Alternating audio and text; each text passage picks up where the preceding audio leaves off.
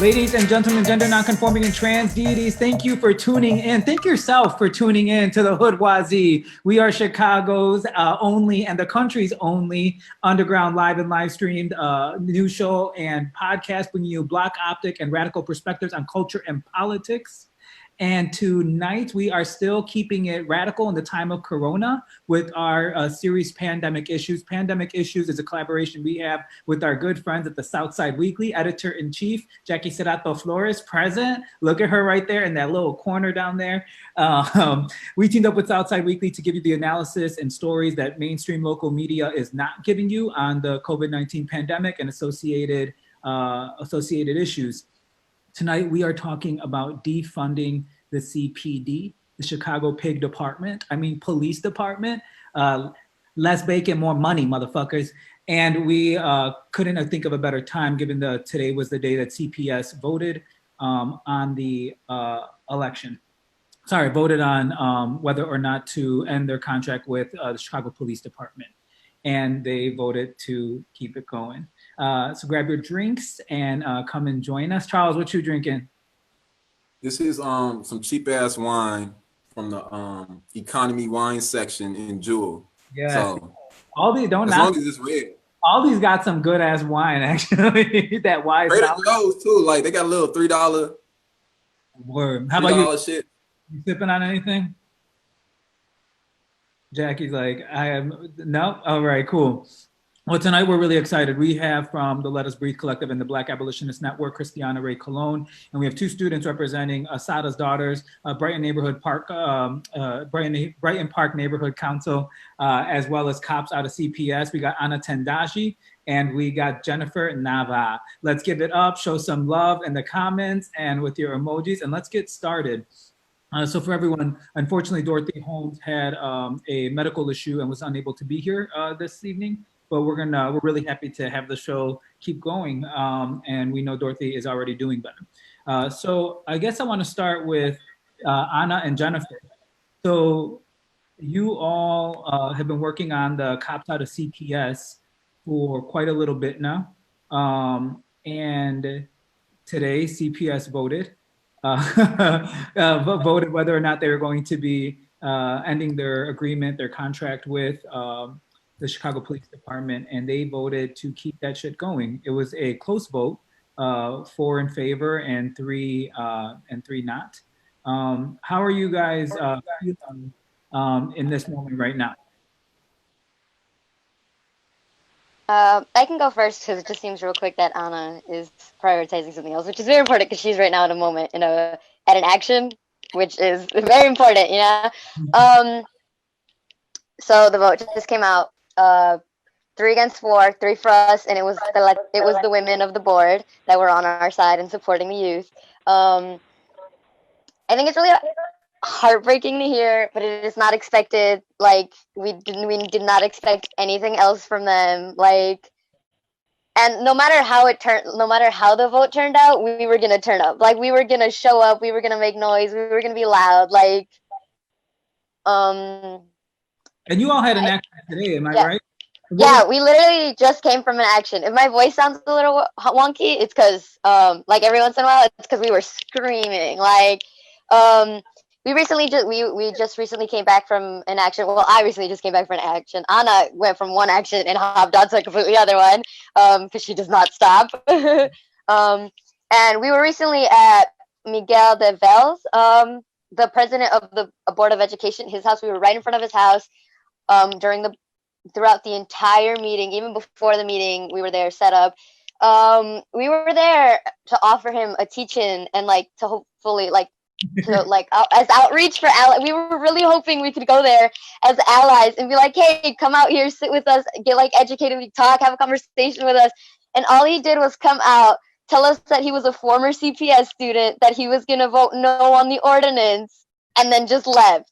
When we were like, sit down, have a conversation with us, we can do a teach-in, let's just have a discussion. And he was like, no, and shut the door on us and then called the police. So we were out there for a while, and then the police started showing up. And we were out there since like 10 all the way to like 3. Like it was long. No, not even 3. I think it was like 5. Yeah, so we were out there all day, waiting for the vote, and then the vote hit. And we all kind of expected it, but it was really, I think, we do not consider it a loss because it is very rare for the Board of Ed members to not all unanimously vote on like the same side. So to get like those 3 people with us, we think is huge. And like, we're not going to stop. We already have a plan. So when I think about this though, right? Like I think one of the things I'm interested in is like if y'all could just break down, you or Anna. Anna, she is busy right now. Look at her, she's doing the damn. I'm in the field. Anna's like on the field right now. She's like, I'm going to while I'm on this show. And I love that face mask. But when people say like, well, we need police in schools, right? What is, why do we need just blatant, and as many ways as you could tell us actually, why do we need CPD out of CPS? Take it, Anna, take it. Okay, I'm gonna take it while I can. I don't know when anyone decided, can y'all hear me? Yep. I know I lost my voice, I'm sorry. But I don't know who decided and thought it was a good idea and was like, yeah, guns, batons, handcuffs, tasers in schools to keep people safe. Yes, that's it. I don't know when, because if I had a gun, a taser, and a baton, they would call me a criminal and a murderer, and I ain't even touched nobody yet. I don't know why a badge makes all the difference. I don't know why people think that the same people who lock up my peanuts, my Jerry's, my daddies, my uncles, my aunties, my homies, my friends, I don't know why they think that seeing those same people in my schools means safety. Cops out of schools is all about alternatives to policing and really getting down to the roots of what is causing these issues of like troublemakers that we keep calling, right? So the main question is, but what about when people get into fights? But why are they getting into fights? What did they eat yesterday? What about the daddy that's abusing them at home? Did they get home? How did they get home yesterday? How did they get to school today? Oh, was it 2 hours? Did they have a ride? Like, police out of schools is all about just getting to the root. It's getting to the root of problems. Somebody said it really beautifully earlier today, but getting to the root of problems and not just addressing the problem. I don't know if I answered that question all the way. You did great. My favorite thing was I just want to do a whole video of you just like getting on the train, taking the bus, getting some ice cream, just like breaking down why we need CPS out of school, just traveling though. Yeah, so I want to ask both of you, can you talk to us about like how folks like me, adults, have gotten in the way of this type of activism? Like let us have it right now. Like what have we been doing wrong? Oh no, you take this. I know you want this. So to start, literally Miguel came out his house and said, I was a CPS student. And it rang like when white people are trying to prove that they're not racist and say, I have black friends. Like, dude, who gives a fuck? Sorry, I don't know if I can say that. Yeah, but if your mom don't get mad at us, we're all good about it. Oh yeah. Definitely watching this. Hi, Mom. But oh my God, no. Basically, adults have also, not only that, but literally in schools, I don't trust no space where an adult is willing to call the police. And any space where you're like, yeah, no, calling the police is fine with me. I don't trust you. And so that off the bat, I'm supposed to come to you when I have problems at home. I'm supposed to come to you when there's problems in the schools, like bullying and things, but you call the police as your first response. And when I see police, I see my people's in handcuffs. I don't know what makes you think that I'm going to trust you, let alone also negating the fact that you have a voice and are speaking valid points. You're just young. It's just a phase. When you get older, I've been on this world for 40 years and I've been doing this for this long and shit like that. Well, I don't even understand it. If you in schools right now are telling you that we don't need CPD, we're saying they are dangerous, why aren't you listening? It is patronizing, and this is what we call adultism. When you won't listen to my voice because you got 20 years of experience on this world, on this earth, right? As if like years on this earth equals experiences that give you knowledge. Like I've probably been through a lot more shit than half the adults I know, but we ain't gonna talk about that.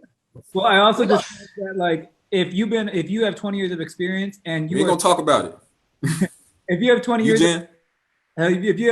years of experience and like you're still you know what I mean? Like actually can't think of any more creative alternative besides caging kids or hyper policing them, then I want to know like what you know what I mean? Like what have you been doing for those 20 years, right? And I think it's a real ass shit because when we think about what is happening, right, in CPS, I think it's somewhere between, there's been $2 million accumulated in misconduct settlements in less than 4 years. I think it's between 2012 and 2016, right? Another thing to think about is that even though Black students represent only 40% of CPS student body, they are overrepresented in the arrests that happen, right? And so they constitute over 60% of the arrests that happen in CPS schools.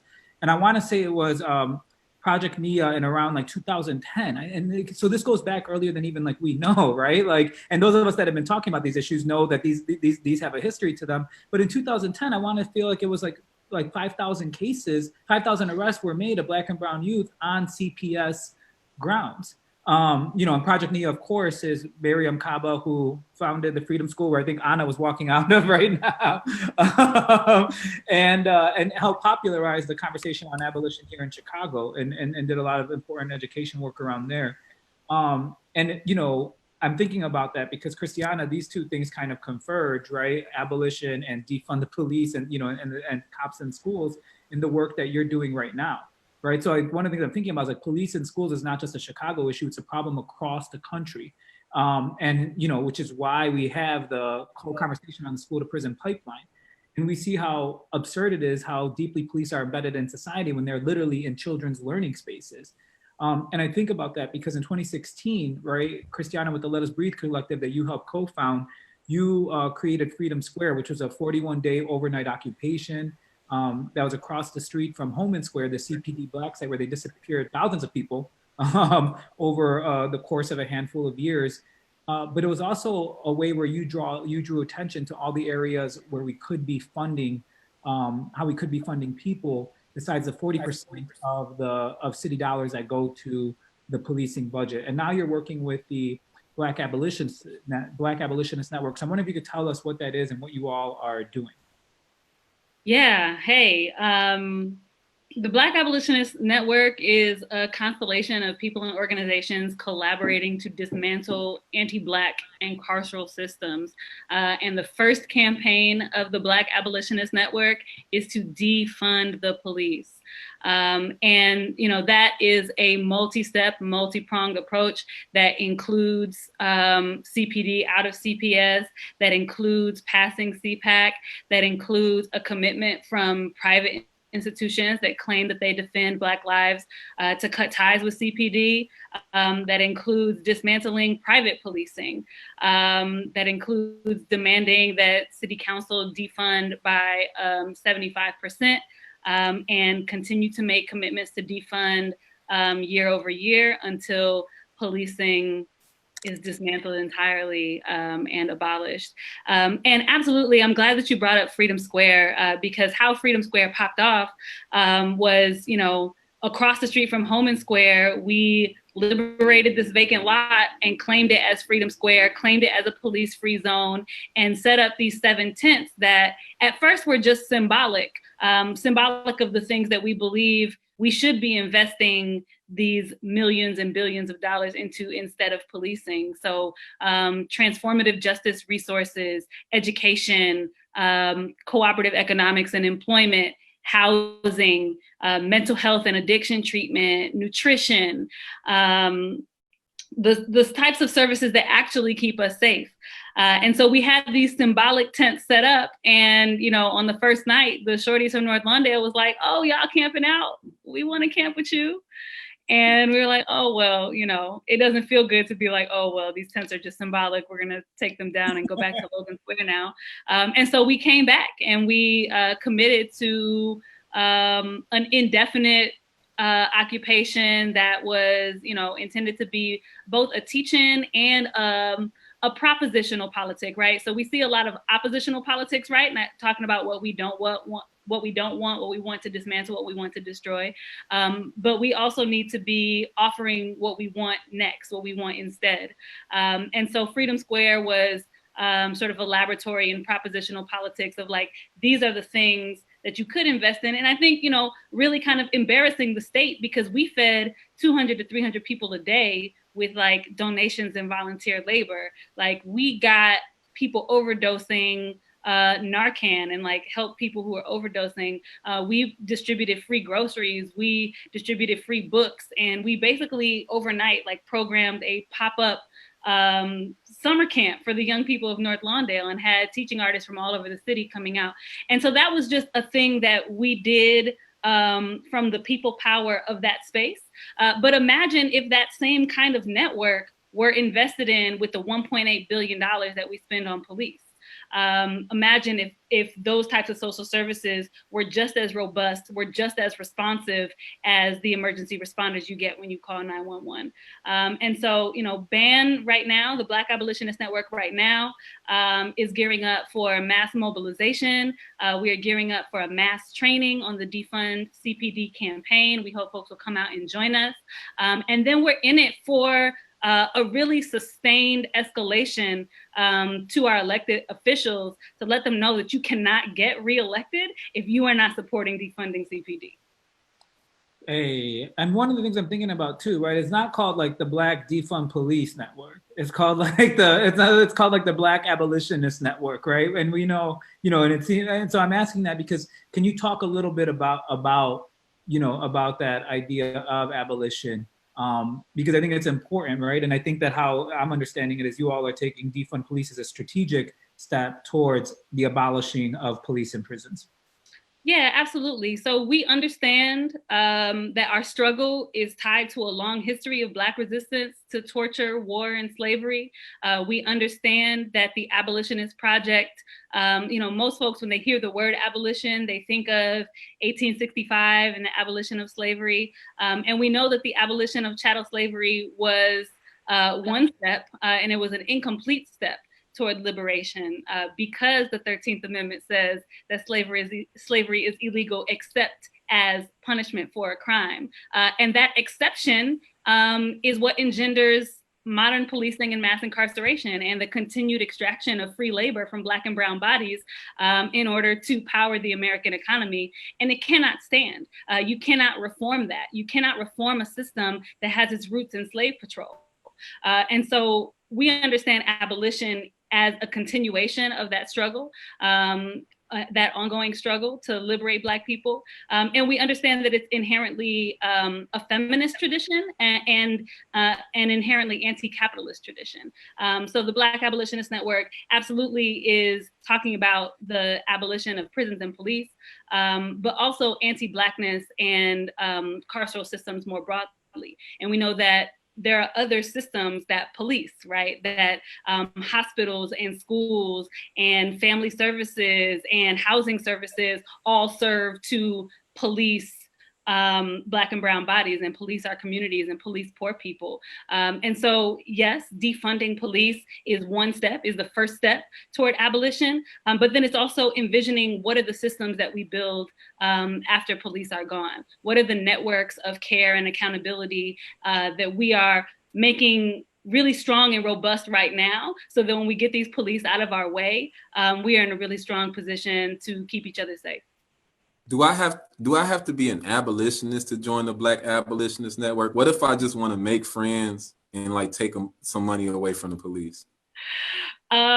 So there really is no joining the Black Abolitionist Network. It's not something that you join, it's something that you do. So if you are about this campaign to defund the police, if your activity and your action and your work is about defunding the police, then you are, in alignment with the Black Abolitionist Network, but it's not a social club. So she's like, cut that fuck shit out, child. Folks lonely out here. It's COVID season. Get friends. Yeah, come to the training. It's gonna be cute people there. Yeah.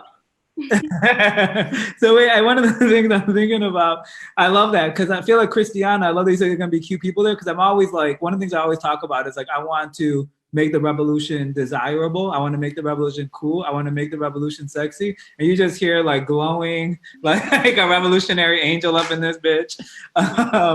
Cool. So I think one of the things I'm thinking about too is like Jennifer and like Anna, right? I think Charles touched on this already, right? Is like kind of like the pushback that you get from adults, right? When very likely around the idea is, and even when we see youth do activism, even though young people have been a force for social change in this country's history forever, young adults very much view it as a phase when youth are radical, when they talk about radical politics, right? And why I'm saying that is because part of it is like it believes that young people can never be credible bearers of their own experience, right? That it's always, and why I'm saying that is because you all are in school with police. Like you all went to like CPS schools where police presence was actually there. And can you talk to us a little bit about that and some of the things you saw that make you be like, or heard even in your organizing, that you're like, yo, this is why we need to get these MFers out of this MF in place. I like that I swore like already 20 times, but now I'm like, I really can't. I need to. Yeah, I can go real quick. So I've had my own person. I do, before I say anything, always want to make it very aware that I am very aware of, if it's not very noticeable, I'm Mexican. My name's Jennifer. I have a white person name, but I'm Mexican. I swear to you, my last name's Nava, and that doesn't maybe, but I swear to you, I am. That is my, but I do very much have the privilege of having lighter skin and, not looking Mexican and having a very white name, Jennifer. It really does help me, even so, I have had like my own experiences with police, and like so. For me to be like, my experience with police was that like I was literally in my math class and like this cop came in and like I don't know, it was just like, and they were like, it turned from like them speaking to our teacher to like having a conversation with our teacher to like them trying to like talk to youth while we were doing our work, and it just like escalated to like, and I don't know how it happened because we were just like discussing, and one thing led to another, and like it led to like the police officer literally like threatening to tase me in front of my friends. Like, and I didn't do shit. I was literally in a desk doing my work and like talking, and like it led, like that's how this conversation led to, like literally. And I'm 4'11". I don't even weigh 100 pounds. You look at me and you do not see a threat. You do not see a threat. Maybe you might not see a girl. I get my gender confused a lot, but you do not see a threat. Like, and like, so like, imagine the type of things that people who don't look like me and like who are actively targeted by this racist, institutionalized racist system, Like I've had friends tell me that like the cops in like the schools will like mutter something under their breath to like provoke something, and it's mostly like my black friends who are always like saying that like the drops are dropping the N-word bomb right next to them and like calling them that. I know about like a police officer, a German police officer in my school who put a Jewish teacher in an arm lock and said I'll stuff you in an oven. Like, these are the people you have around me and my peers and my friends. These are the people who are supposed to protect me, and this is what I'm getting. So you don't tell me that these people are here for me when they're literally doing everything against me. And I know there's people who are like, oh, they're there to stop the violent youth and blah blah blah. When there's I graduated the high school that I graduated from was known, when I started going there, was known as a very bad school full of like gangbangers and like troubled kids. I don't want to drop their name because I don't want to give them any credit. I don't really fuck with them. They don't get any of my credit. They don't get to be like, yeah, she was one of ours. No, go away. If any of the admin are on this, doubt it. I hate you. But like, I would have friends tell me that, and like, the fact that there are so many like people, yeah, you don't have to be black. Yeah, I'm reading this. Sorry. Also, this is totally opposite. I know, but Kristiana, can you also be like, after this, can we totally be friends? I love you. Yes. But yeah, I don't know how they can like come to me and say to my face like, these people are here to protect me. And like my friends, when like time and time again, all they show is that they're here to escalate and criminalize us, Right. So, and like half of the time they don't even break up violence. Like a lot of times it'd be the teachers who are stopping fights, and like I've seen literal lunch ladies stop like physical altercations rather than police. Like the lunch ladies will drop their spatula and they're like, you know, they pull off their gloves and be like, hey, like they will, and cops will just stand there. They're paying there just to stand there. They're literally they're like, oh, I'm putting it on my snap. Like, go away. Like, you don't do anything. I have a very serious question I want to ask you and Anna. I'm going to give Anna some time to answer too, but do they still serve the Salisbury steak shit in the lunchrooms right now and CPS? Can you tell me how to say? Mashed potatoes. Eat that like the ran over and then came back and they were like, all right, put some gravy on it and we feed it. I'm not saying it all. She don't even gotta say anything. You just see it. Yeah, there it is. Anna, so I mean, what experiences you have around like with police or that in your organizing, some of the stuff that you've heard young people talk about and report back? For sure. I love the word that Jen used, which was escalation. I've seen an experience where a student needed to pay for his choir trip, which, like, mind you, Kenwood choir trips, I have the privilege of going to Kenwood Academy, but Kenwood choir trips are expensive. Kenwood choir is expensive in general. He needed money to pay for his choir trip, and he brought boxes of Starburst. And what turned into him literally just saying, like, yo, I only brought it so I can, like, I just need to pay for my choir trip. Mind you, officer already searched through his bag and was like, yeah, we already know it's tea. Turned into, I'm an officer, I will beat your ass. Which turned into him getting slammed on the table. Which then turned into other shit that I couldn't even attend to because there's another officer telling me, I better get to class before I get suspended. And then it makes me think of how I go to Kenwood, which every year near Halloween, we have Purge, right? Which people to me scream, senseless act of youth, just fucking shit up. When I say, these motherfuckers be mad 364 days a year and they ready to fuck y'all shit up one day and y'all blue. And it's really like police versus youth. It's youth literally paintballing police cars and throwing water bottles at them and shit.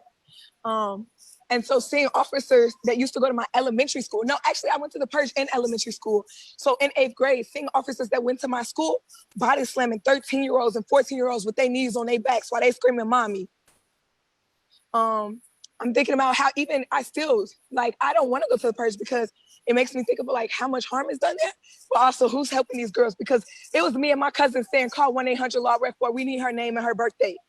But I also like policing in schools. Like, you have 13-year-olds that need to learn a number so they win in case they get arrested while being out for Halloween.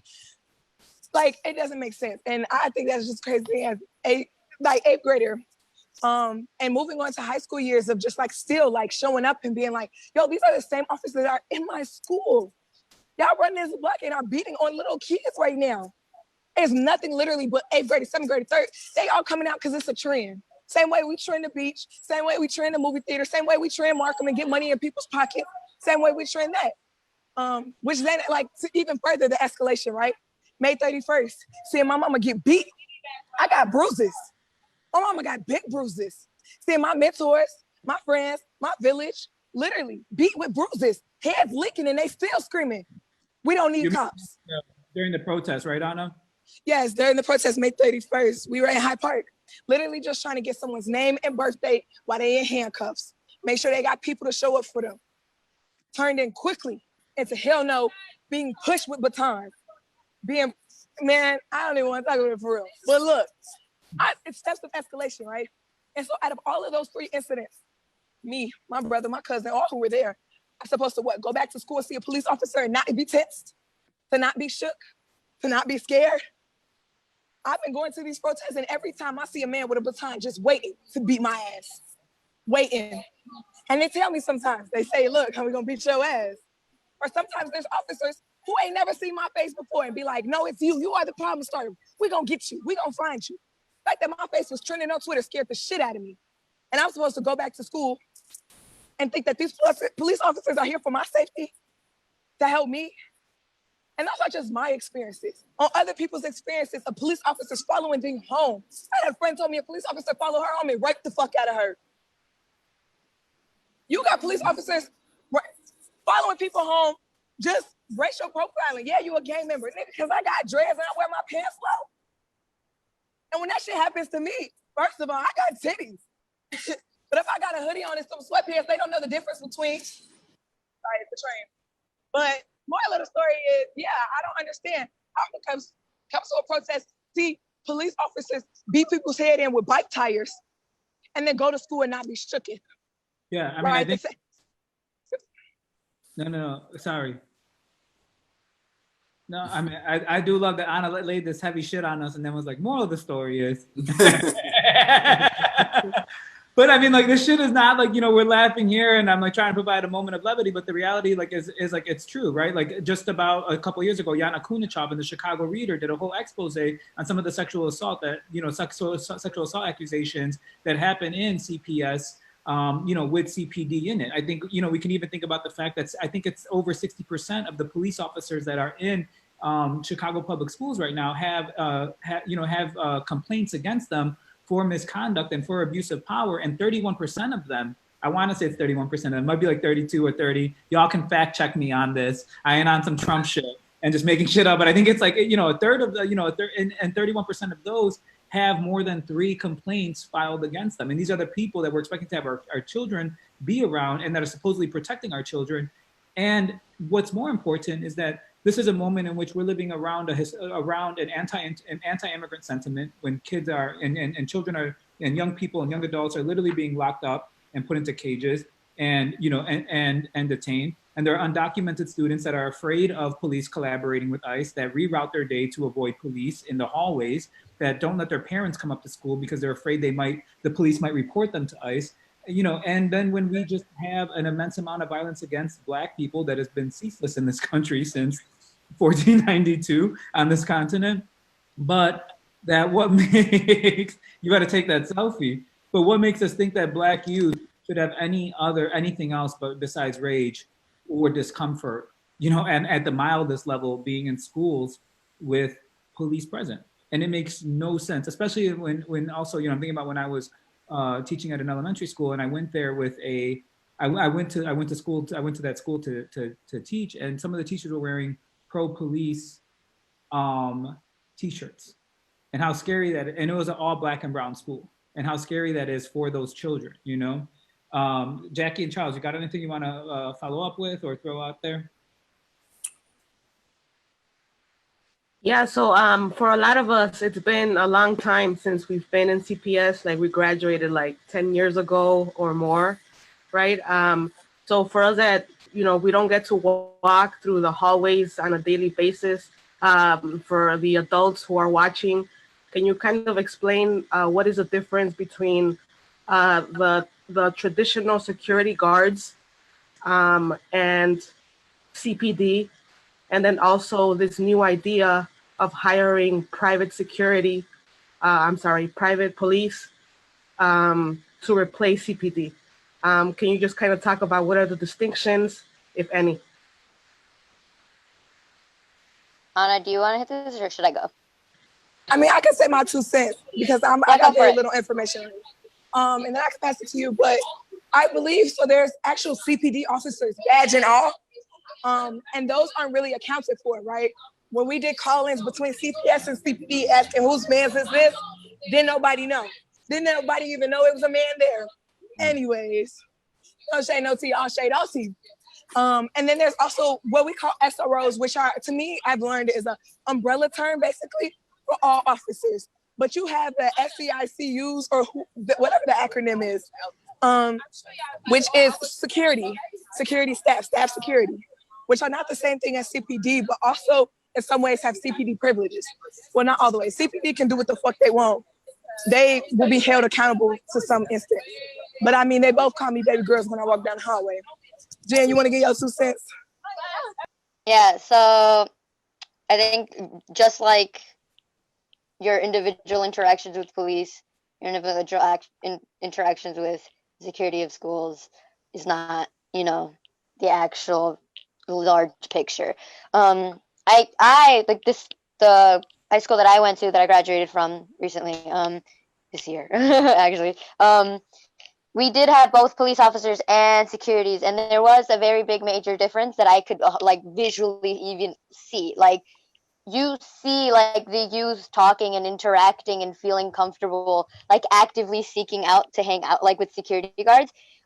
Because like for the most part with our security guards, what they did was literally just make sure nobody's wandering the halls during school time, and make sure nobody's going into the wrong lunch period time. Like they're not ditching class to go see their friend at lunch, you know? And a lot of times, like when I'd be at lunch and I'd see the security guards, there would always be youth around them, like sitting with them and talking with them and like having like genuine conversation, like literally as if they were just talking to another teacher. And while some security are often just like, they are just CPD, but they're just off the CPD. They're not getting paid by CPD, and it's like a side job, a side gig. When they're in security, when they have the position of security, they don't have, what Anna said, that they can't get away with the shit that CPD does get away with, you know, like there will be accountability for them, you know, which is 100% important, you know. Security does actually play multiple roles in like schools, you know, coaches, mentors, like Anna just said in the chat, and like you could see that they're just a part of the community. Like they live in the community. They know the youth. They like actually take the time to make relationships and create trust and like show that we're here for you. We're not here to get you in trouble. We're just here to make sure that y'all aren't walking around in the halls and you're not supposed to be, you know? And like with CPD, like you immediately change the note. Like nobody talks to them. Nobody interacts with them. Like I have seen, I have seen like youth, like when they see a cop, they will like actively turn and go the other way or go up the stairs or like put their head down, and like there is tension, like you see it, and like it's heartbreaking that like I see this, and like 100% like all grown-ass adults that are running CPS and like are in charge of making these decisions know that this is happening. We have told them multiple times, always, every day, we are screaming in their faces, look at what's happening to us. Look at what's happening to us. Look at what's happening to me and my friends and my peers. And they like just turn a blind eye to it or something. Like they act like it doesn't matter. Right. Yeah, from dress codes to tardies. Yeah, Anna just wrote down from dress codes to tardies in there, like that they're, you know, that they're there. And I also have another question for you too that is very serious. Is it your experience as well that these police are always wearing fucking hair gel? And I'm like, why do you need hair gel to fight crime, motherfucker? Because you do not see Batman wearing hair gel. They're like Axe deodorant and body spray with they are the embodiment of Axe deodorant body spray. You bring that up and it's so scary because literally all of the cops in my school would gel their hair back. Like I'm pretty sure like even the chick, like the blonde hair chick, would put gel in, like, because it would not move. Like I don't know. It's like maybe some rite of passage bullshit. I don't know. From perms to Jerry curls, I don't know what's tea. They're like, it's the solidarity in the hair gel. Kristiana wrote in our private chat over here that it's riot gear for the hair. Is the hair? I mean, it's a great Kristiana. I'm thinking about this, right? Because even when you were like, you know, I'm a critical reader. I don't trust anything. I even speculate about these three women tactically voting for. There's a part of me in the conspiracy theorist mind that is like, oh, like how convenient that they had this like that they're able to demonstrate this like nudge, this progressive nudge, right? Like, and it's 4-3, right? Like, and one of the things that I thought was really interesting about that conversation was the conversation ended with, although they voted that they were going to keep police in schools, one of the women, Luciana Melendez, was like, you know, but we need technology to structural racism and we need to make changes to it, right? Which is props to her, right? Unless it's like orchestrated in my like dark conspiracy mind, right? Then I'm like, fuck you too. But like one of the things I'm really thinking about though is this idea, is because what it's really echoing is this thing that we've been hearing over and over in this time, particularly to calls of abolition or calls of defund the police, which is we need police reform, right? And I think that that's really important because I think that, you know, what you're offering is a broader political vision when you're talking about abolition. And so can you talk a little bit about the problems that we run into when we focus or the conversation on police reform? And can you do it in one second? Because I'm just gonna do this and I'm just reaching over right here and I'm just grabbing my gin and you are a mess. You gotta have it nearby. Yeah. reform is the enemy. Reform is the enemy. Reform is the enemy. Anytime you hear someone talking about reform, they're talking about some bullshit, because what happens under the guise of reform is like, oh, well, cops need body cams, or oh, they need de-escalation training, or oh, they need to come fucking play basketball with young people. And that ain't it. You cannot reform slave patrol. You cannot reform a system that in its very origin is meant to terrorize Black, brown, and poor people. You can't reform that. It has to go, period. This idea of reform, earlier you talked about a lack of imagination, that adults were saying they have however many years of experience, and yet can't imagine a way to keep young people safe without fucking guns, batons, and cages. I think reform also is like a lack of imagination of like, how can we make this broken thing better? When my car's transmission is dead, I'm gonna say I'm gonna reform my car. I'm gonna go get another car. Like, you have to throw away the shit that is not working. And really it is about, I think, incubating visionary imagination for something totally different. We need to stop pretending that we can reform systems that are designed to be violent, that are designed to be militarized, escalating responses to failing social structures. And so we know that more body cams, like, people get murdered on body cam, right? And those officers still don't get held accountable. We know that officers will have a de-escalation training and then 6 weeks later kill somebody, right? There are examples for every single one of these reforms all across the country in all of these different cities of how those reforms have failed. And so reform is a distraction. Reform is a way, I think, to pacify resistance. And for folks that are just, coming into the movement, reform might sound like a good thing, right? Like that is how movements get absorbed and then dissipated. It might sound like, oh, they're actually listening. Oh, they actually want to change. Like, no, that is protection of the status quo. And we need to understand it as that and resist it and reject it categorically. Yeah, I love that you say that, right? Because when we really think about it, right, like really how we got to the point of prison abolition was actually about a series of reforms, right? It was like the reform to abolish slavery, and then what happened in its wake when the powers that be conceded to that movement because they could no longer accommodate the resistance that was backing it, right? Mm-hmm. And stand, what they did was then create Jim Crow segregation. And then after the wake of the civil rights movement, and more importantly, the rise of the Black Power movement that was not interested in some of the respectability politics that we had seen kind of rising in those movements, right?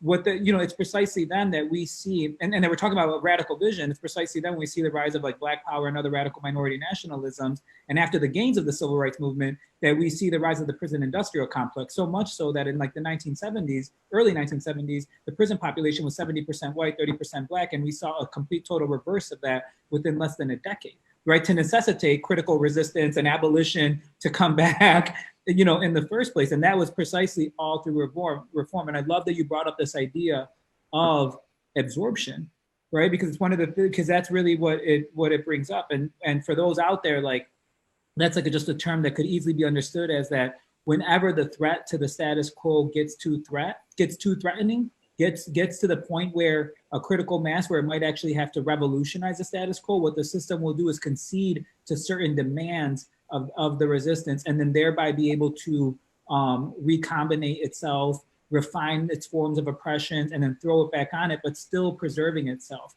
And I think we see that actually right now in a lot of the conversations around policing, which is why we need to push for abolition, right? Because one of the things that we keep on hearing is like, well, we could do quality of life policing or broken windows policing. And those are the forms of policing that actually still give more money to the police, right? To have a barbecue with people on your block. You guys know how to organize a motherfucking barbecue on your block, right? So I'm saying that because I think it's really important for us to touch on. Yeah, Charles. So I think we should just think of reform as expansion. If it's not taking power away from policing, if it's not taking power away from their arresting powers, prisons, if it's not disarming them, if it's not defunding them, if we're not seeing a lessening of the power of the police, we just need to call reform police expansion, because that's all the shit is. But I would love to play a game. You know, I think I like playing games, and I think people have a problem imagining a future without police. Like, people say, like, we need cops for this, we need cops for that. So I want all the guests, and we can go maybe 2 rounds of this to complete this sentence. Instead of police, we need blank. So, Jennifer, instead of police, we need community support. And that's not what policing is. And people got to get it through their fucking heads that policing is not serving and protecting. They serve and protect property, not people. That was more than for a sentence, but still. Kristiana, instead of police, we need universal basic income. Anna, instead of police, we need everything else.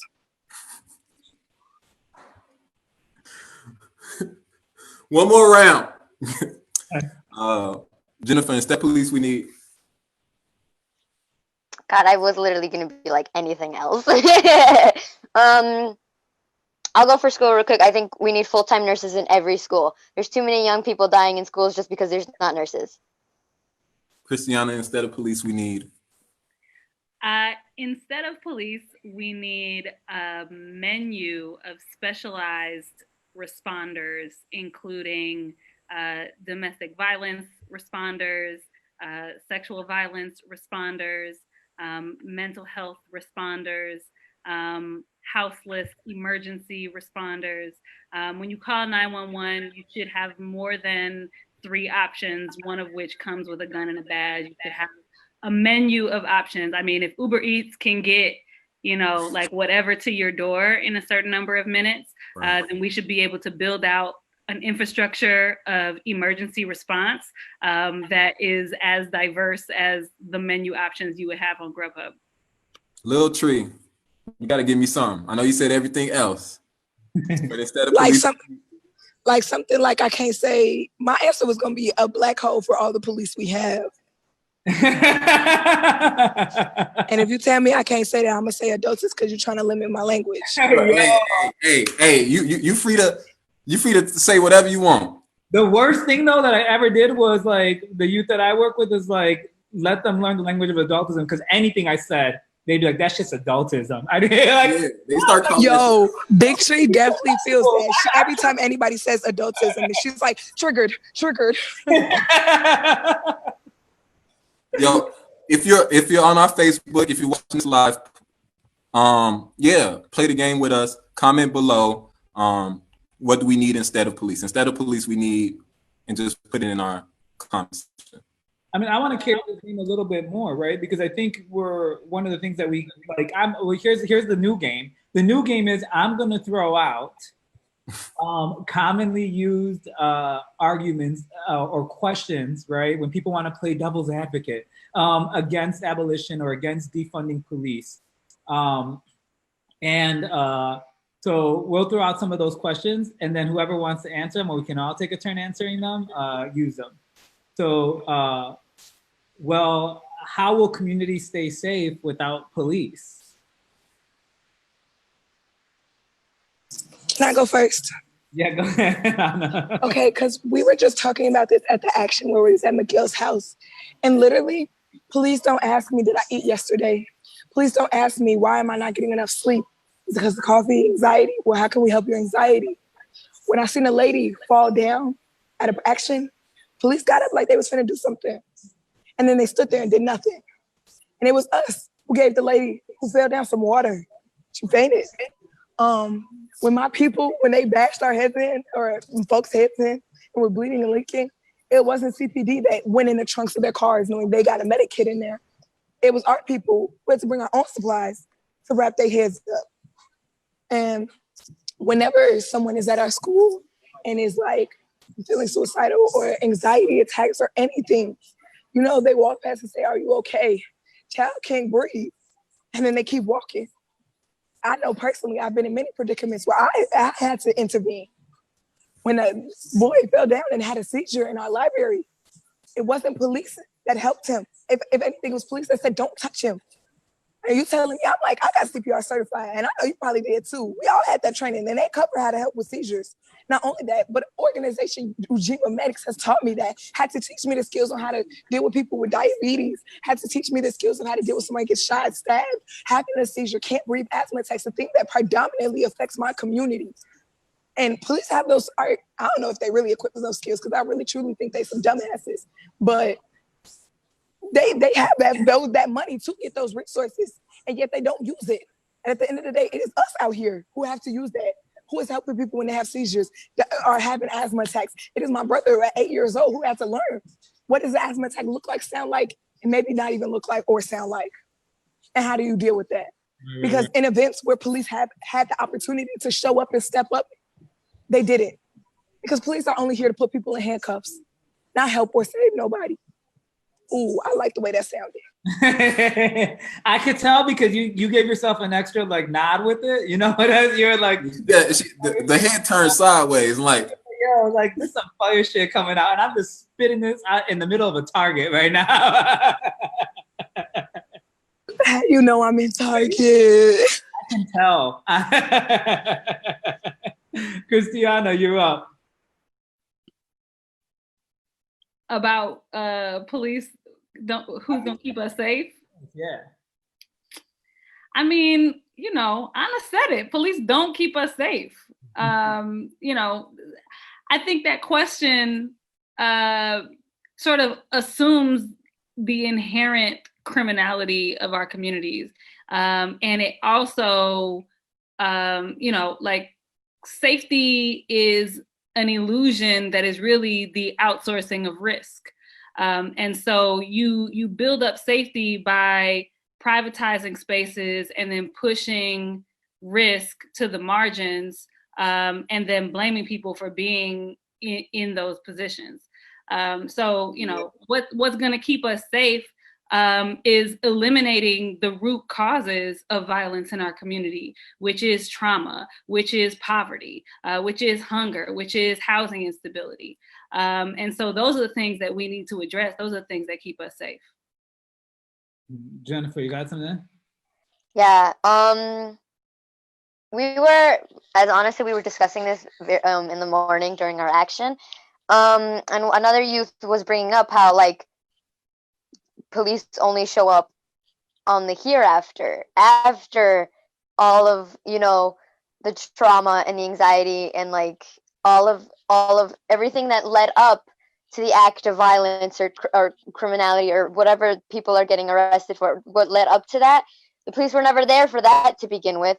You know, they're only here for the you know, to criminalize the victim, you know, which is, I think, what Anna was bringing up beforehand about, like, somebody said that, like, they're not here to solve the root cause of the problem. They're here to find the youth or the victim of the problem and say that they are the problem themselves, you know.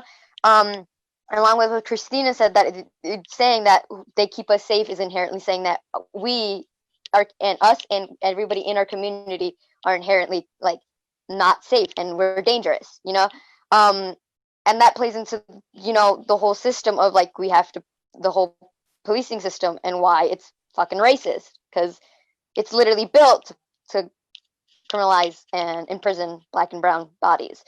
And who will keep us safe if we remove police? They ain't keeping us safe even when they're there.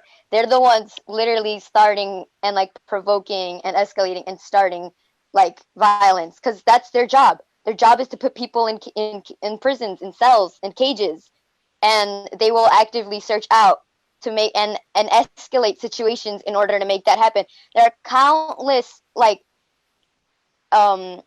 anecdotes of old police officers and current police officers talking about how shitty the system they work for is, and how they themselves and have actively participated in provoking people to get be a good cop, because in the system, being a good cop means having high arrest records, making sure that you're putting people in handcuffs, putting people in the back of your car, like isolating people.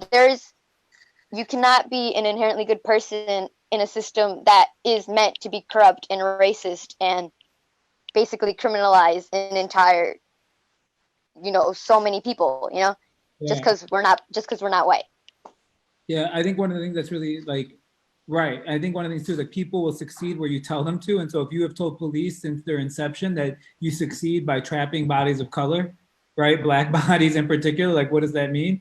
But I think one of the things that we've seen, right, is that like, why I think abolition is so down and so fucking important is because it actually speaks to how we have learned to, undoing how we have learned to address problems, which is either by disposing the problem, confining the problem, or secreting the problem away from view. And I think that is like so important because even if we think about the way this country has moved to deal with something like immigration, right? That people view as like a problem, even though immigrants allow for our standard of living to exist, right? Is like, how can we contain those people? And that's how the prison industrial complex is very easily able to expand into immigrant detention, right? So that you can have something like SB 1070 legislation in Arizona, right? But it also applies to just how we apply to even a disciplinary society that tries to control people by making them indebted to their action. And that's very, very, very real with debt itself, right? And it's no coincidence that the debt structure that we know and student debt started kind of coming up following the radical student movements that happened again in the 60s and 70s. And then all of a sudden, those that you couldn't imprison, what you can do is force them into wage labor. And because they are now accruing debt to be able to study. And so they don't have time to be radical after their 4 cute years in college. Now they got to get to work and worry about paying off their student loans. And that's a very real thing. And just how even that logic of when we look at prison, people are like, well, that's a racist logic. No, it's also a capitalist logic, because one of the things when people started pioneering the idea of prison industrial complex, even though the original thinkers might have got some of the percentages mixed up, or people might have inflated the percentages in conversation, the reality is like there was the infiltration of the private into the public, where you saw, people using Revlon, prisoners all of a sudden making lipsticks for Revlon, right? Or jeans for companies, doing private prison labor for private causes. And that is actually an extractive economy. And we're right now living at a moment where the environment is on the brink of collapse. But that's also because of an extractive economy, an extractive logic. So when you undo abolition and you center, right, like Black liberation and undocumented liberation and that shit, you start actually undoing all these other ways of how we can even learn how to imagine problem solving. It's crazy that when we ask someone that people have to ask, well, what else could there be instead of police? I'm like, bitch, you ain't never thought what else there could be besides police? You ain't never thought about that yourself? Like, you know what I mean? And I think it's important that we touch on that. Let's do one more round of this. Is that cool? Because we're a little bit over time, but are you guys down? Anna's like, I'm trying to get me a Lego. And then I'm enjoying this. If I'm honest, I really thought I wasn't going to enjoy this, and I really wasn't looking forward to it. And I was telling Jen, like, what is this? Are you kidding me? What did I sign up for? But I'm enjoying myself. Oh, they don't know what they talking about. They just want me on their little Facebook Live to get some clout. We're always very suspicious of interviews, especially when they're held in adult help spaces. But I saw your email and I was like, okay, they sound really cool via text, via email. So let's hope they're just as cool. And I was here exactly at like 7:20 on the dot. I don't know if Ricky knew I was here. Yeah. You were talking and I just was listening to you talking. I was like, okay, yeah. Like the person who got me in contact with you, I don't want to say their name. They told me, they're like, can I give him your number? He's cool beans. And I was like, yeah. And then I heard you talking for like 5 minutes. I was like, yeah, I get it. Yeah, he is cool. Yeah, I get it. I see where you're coming from. Yeah. I was like, yeah. Yeah, I mean, like the only thing is like, please keep that same skepticism around interviews. I write all submit that shit to nobody. Like, you know what I mean? Like once in a blue moon. So yes, the next use the approved stamp. Yo, that's a stamp that I want. I think we hear these other things, right? Like if we abolish prisons and police, what happens to rapists or what happens to murderers, right? And what does accountability look like then? And can you guys just respond to any, I squished like 3 questions into one, but can you guys just respond to any of those, right? What does accountability look like, or what happens to those extreme crimes, whether it's rape, right, or murder? Yeah. Punishment does not make survivors whole. So I think we need to be imagining transformative solutions to intra-community harm, and imagining solutions that really put the survivors of harm and violence at the center of our processes. And we know right now the systems that we have, survivors don't trust the police, and are often re-traumatized by the police. And so, that is not a functional system. And how hard it is, even when survivors do go to the police, to see their cases sustained, and to see the people that harmed them, put away from them so they can't commit more harm. And so we know that system doesn't actually work to prevent sexual violence.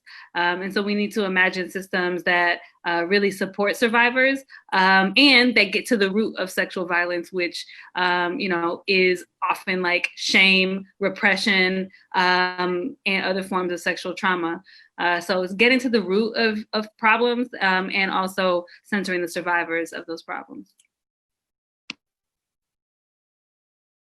Yeah, Jennifer or Anna?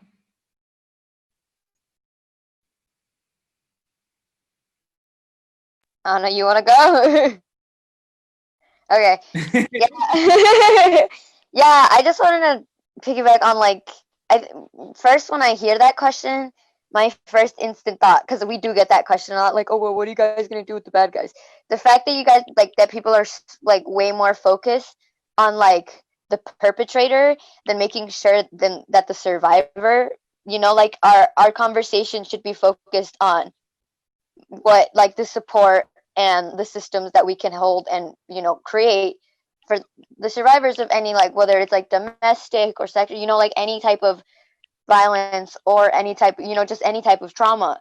And as Kristiana said, this system does not work. You can't tell us what are we going to do with the rapists and the bad guys? Well, we're not going to do what the system is doing now, where it's we see there is evidential proof of somebody committing a sexual assault, and maybe they'll get 6 months, and they'll get out 3 months, and they'll get out 3 months later for good behavior. And because we don't want to fuck up his he's a good student. I don't know if y'all know who I'm referencing and what very popular case that came up. Yes.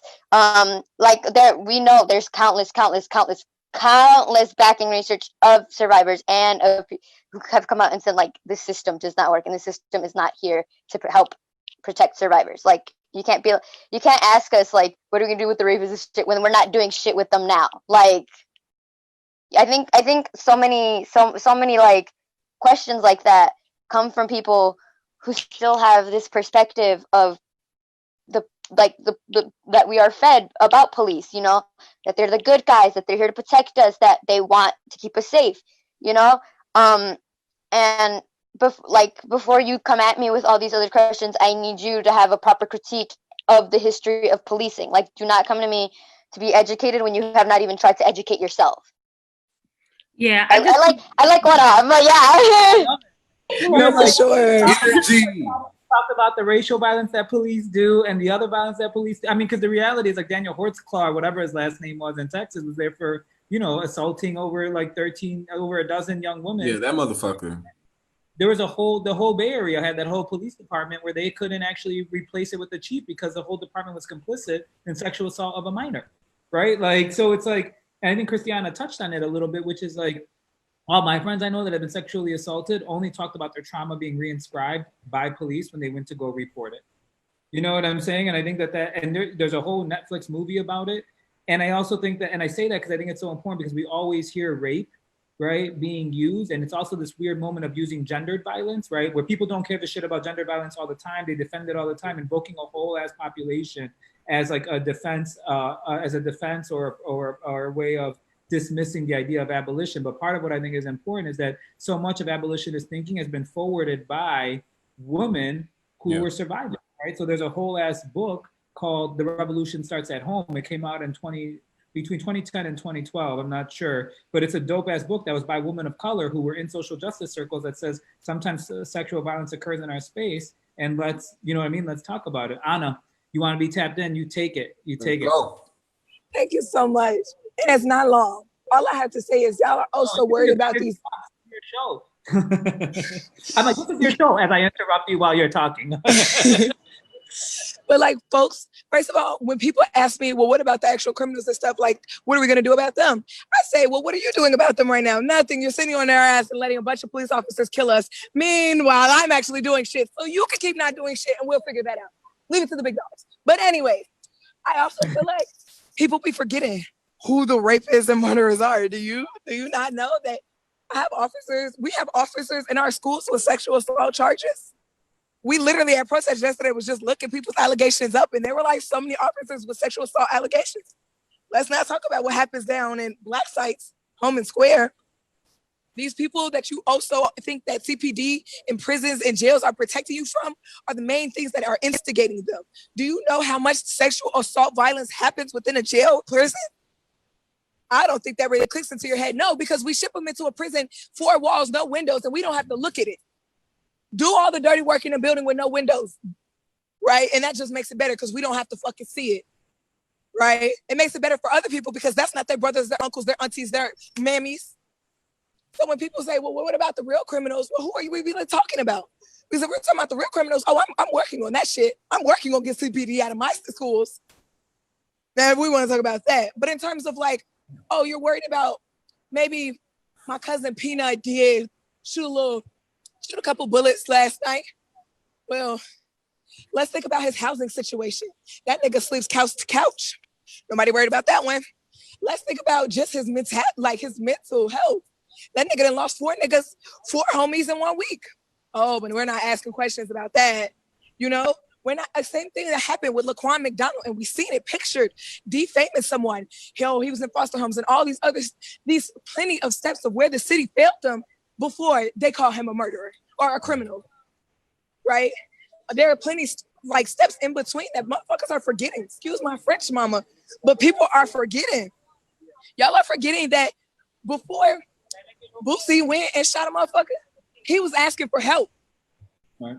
He was asking for help and he was asking for resources. Nobody heard him until he had a gun to be loud enough to be heard. You want to talk about the real criminals? Let's talk about the people who got $1.8 billion a year and still feel like they're not heard. Still asking for shit. Yeah, I think this is, Anna, your mom is one of the few people I know that like puts like radical tensions against my own radical beliefs. So like she might not like this, but I think you should run for mayor. She's like, and like, you know. That seat shouldn't exist. That seat should not exist. See, that's the type of time I'm on. Right. I like that. But she made, like, Anna made a good point. And like, whenever that like question is offered, like, you know, what do we do about the murderers? What do we do about the rapists? I always like it. I always point to the person asking them, like, how do you treat them folks in your life? Like, I believe abolition like always starts with home in our politics, and we don't like look to an oppressive system to deal with the harms in our community. Like, that is, if it's our community, we deal with our own shit on our own terms. And I think that's often like forgotten. And also, like, I think also when that question is posed, like, we hold up police to this like angelic state of like solving all the problems in the world, when them motherfuckers are like causing domestic violence in their own homes, or like are responsible for sexual violence in their own homes, and they're not held accountable for it at all. I think like oftentimes like this movement is a lot like it's focused on like murder and like explicit like gun violence, but we haven't even delved into like sexual violence, gender-based violence amongst like police. I mean, and the reality is too that most people are sexually assaulted by people they know. Right. Like, so it's like actually like if we can actually learn how to start creating these other systems of accountability that occur at levels, you know, at these kind of like cellular levels rather than just these like structural punishment levels, then we could actually know how to deal with that stuff that actually transforms families. And Mexican families, when shit like that happens, you just pretend that it didn't happen and repress the violence, right? But actually, how could actually undoing abolition, like and applying that even at a level of the family, start thinking of different ways to handle that actually support the survivor instead of just punish the perpetrator and leave them wailing in the wind for decades sometimes, right? So we are way over time, but yo, this was like so down. We're gonna I don't want to just end it here because there's so much that is happening going on. And so what I want to do is take a minute really quick for Anna and Jennifer. You tell us how people can support your guys' work. Kristiana, you tell us how we can get involved in defunding the police and abolishing these MFers. And let's go ahead really quick. Go ahead. Jennifer and Anna, you lead off. How can we follow your work, support your work, and the things that you all are doing? I just want to say, I feel like y'all didn't see all my steps of my day. I'm literally over now. But ways that you can support, we got a website, Police Free Schools, I believe. Oh, y'all picked the wrong person to answer these questions. But I know there's a lot of there's a lot of orgs that are working within Police Free Schools Coalition between BPNC and Assata's Daughters, and they're definitely sharing a lot of our work on our platforms. But if you want to go to some mainstream of just straight from Police Free Schools, I know, Sanctuary Schools, raise your hand. Jen, you boo. Okay, gotcha. So for the most part, you can find a lot of the resources at our website. Yes, you got it right. CPD.CPS. I believe it is, and if it's not, I can totally share the link anyway. A lot of our research is there. I think a lot of times we're always talking about the research, and people are saying that we're pulling research out of our ass. We're not. It's on the site. It's in there. Educate. Look up what we're talking about, please. If you're youth in Chicago, turn up, come through the protest. Literally, if you don't know how to get there, literally just follow me on Facebook, Jennifer Nava, JENNIFBRNAVA. Sorry, real quick. And I post our action flyers. I post everything. I'm literally just 100% political and occasional memes. Also, check out our report. Check out our report. If you want our report should be on the site. Yes. And I just want to give a shout out to the Freedom School that I know Anna is involved with, that was serving protesters and providing refuge to them during the protest, and also Assata's Daughters.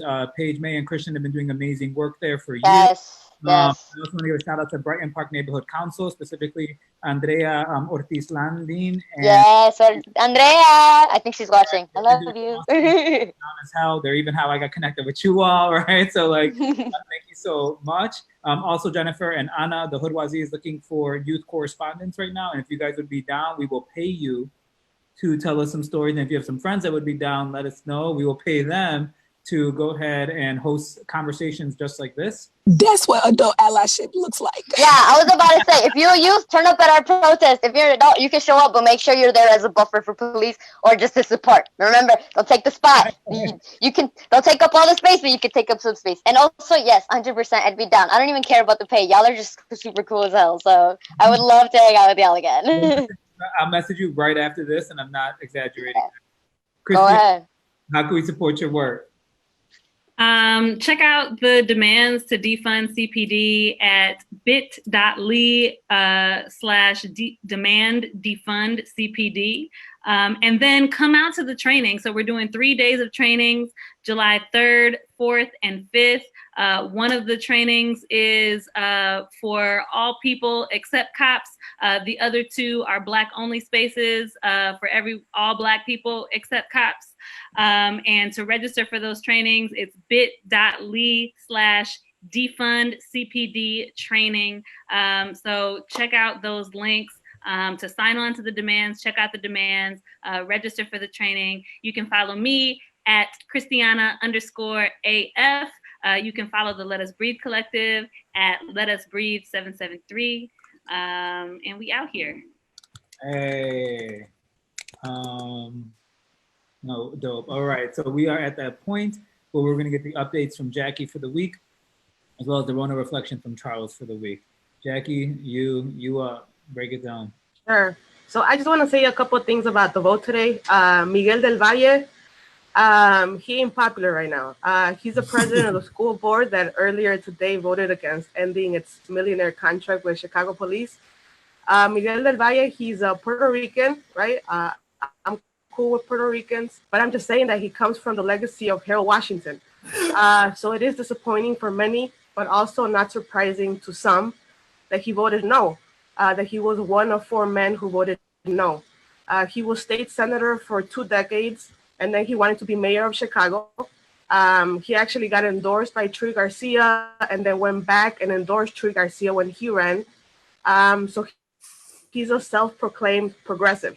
However, he called the cops on protesters, right? Just like the mayor did last night when protesters showed up to her house, or her block rather.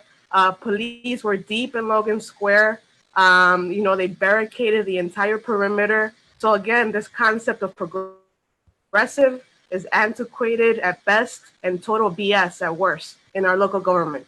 The Chicago Board of Education is made up of 7 members who are handpicked by Mayor Lightfoot, which means that usually they vote 7-0 in favor of the mayor's wishes. They're a rubber stamp.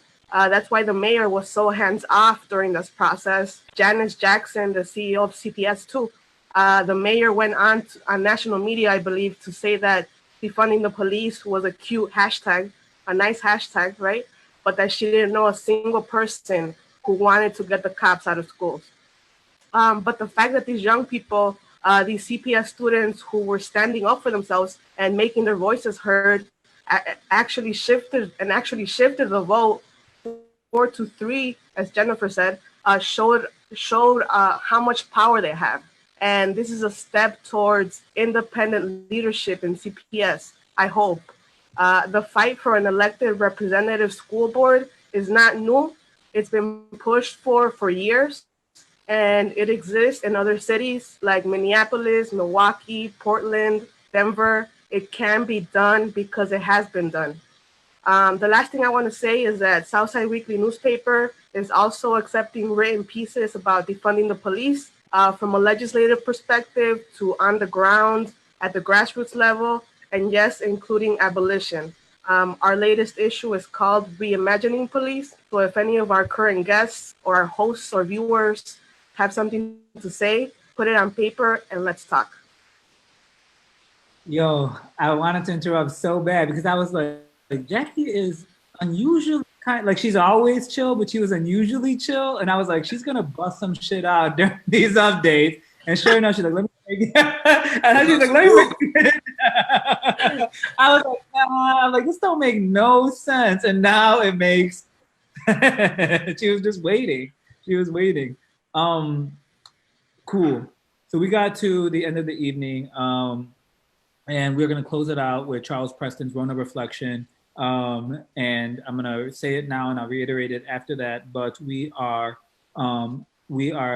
closed. Me, Charles, and Jackie are taking the week off next week for the holiday, not because we're celebrating independence, but because we are hard at work with the Hoodoisie team planning a special event July 8th when we come back, which is a Bring in the Light event where we are celebrating Lori Lightfoot, and we want you all to tune in to our Bring in the Light roundtable on Lori Bring Light. in the motherfucking light. Talk about co-opting. But let's throw it to Charles right now with the Rona reflection. So shout out to our phenomenal women in film we had as guests this evening. But tonight I have to address something. The Board of Education rejected a measure on a 4-3 vote that would have terminated the $33 million contract with the Chicago Police Department. Today, they voted to keep sworn uniformed officers in Chicago schools. 4 men voted no to terminate this contract. 3 women voted yes to a future fought for by CPS students and abolitionist organizers. Miguel de Valles, no. Sindhil Revoluri, I'm fucking up their names, no. Lucino Sotelo, no. Dwayne Truss, no. These 4 men disregarded empirical data, protests, CTU, students, teachers, and the fucking common sense of seeing that police in schools is a visceral example of the school to prison pipeline. Nah, instead they use their own anecdotes, their own stories of internalized trauma to inform a decision that impacts youth every day. They use gangs and tales of an old Chicago that didn't have police in schools. These four men failed a youth campaign for police-free schools, just like Chicago City Council failed No Cop Academy in 2018. Fucking adults are in the way of a future that the youth want to see. Every election year, adults take to social media, church homes, classrooms, and community spaces to shame youth for not voting and taking part in the electoral process as they see fit. But when youth organize their friends, when youth do teach-ins at schools, when youth phone bank, when youth canvas communities, when they die in, when they sit in, when they pull up to their elected officials' home, when youth assert themselves politically using methods that adults are fucking afraid to practice, they meet the roadblocks of paternalism, adultism, and patriarchy. These adults are scared, and a lot of them can't imagine an abolitionist future. With their cowardice, they will stomp out the burning inspiration of youth before following their lead. Today, I watched that from afar. I, like many others, gazed at the screen and witnessed youth take it to the home of the board president. I saw Good Kids Mad City, Assata's Daughters, Voice, Brighton Park Neighborhood Council, and Students Strike Back, all out there throwing down for democracy. So I make this call to other adults and even myself. Let them lead some shit and we play support, especially when it comes to their safety and their bodies. Let us be the ones who check their opposition. Those men and the mayor squandered an opportunity to start a new path of community safety in schools. They deem it okay that people with badges, arresting power, guns, and a history of torture and terrorism continue to be a presence in all of our schools before a damn librarian. We adults need to get the fuck information and support our youth. We can start by checking in and listening to their thoughts, affirming them, but most of all, shutting the fuck up and trusting their vision. That's it. Say that shit, period. Ricardo looks frozen. Did we lose Ricky? Well, it would be funny though if that was his stale face reaction to your impassioned sermon. I hope not. That would have been crazy. So I guess we're closing out. Thank you all for coming to the Hoodoisie. Please support these youth. Please support all of our guests. You know where to find them. Thank you all for coming out. Again, next week we'll be taking off and then reconvening the week after for a celebration of Lori Lightfoot. So good night. Peace to you.